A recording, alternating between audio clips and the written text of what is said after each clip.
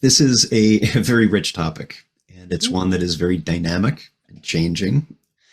I'm wondering if there's one or two things up to you, one or two things that you might suggest to the listeners or maybe encourage them about in this realm of neurodiversity. I suppose for people who are trying out meditation and mindfulness, um, and experiencing differences to the way other people in, say, groups or classes or books or anything seem to describe things, like not being able to locate any sensations inside your body, or being completely overwhelmed by sensations inside your body, or anything at all that seems to be really varied compared to the other people in your group, your class, the book you're reading.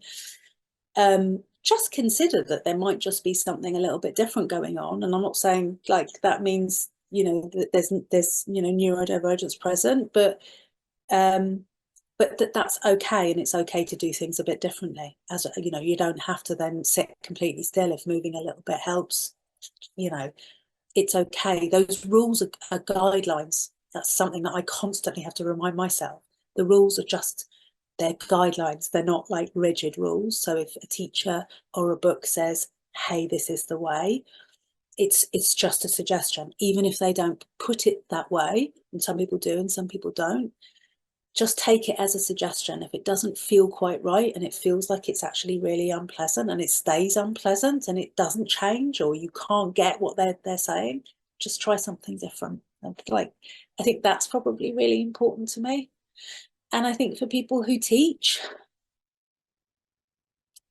I think it's something about not feeling too overwhelmed by the idea of what might need to change. Because I think especially if you've been teaching for a long time, it can feel like, this is too much. It's a whole new training. How am I ever going to understand all this stuff? And I would suggest that you don't have to know actually that much about this stuff to make probably some really meaningful changes. They can appear quite small, but they can actually go a really, really long way. So don't be too kind of fearful about the idea that this is something you could incorporate and bring into your work and the way that you're working already.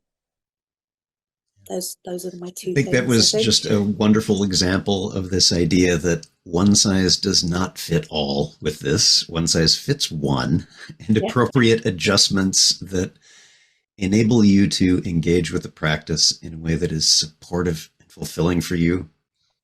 That might be a helpful thing for you to consider. sure.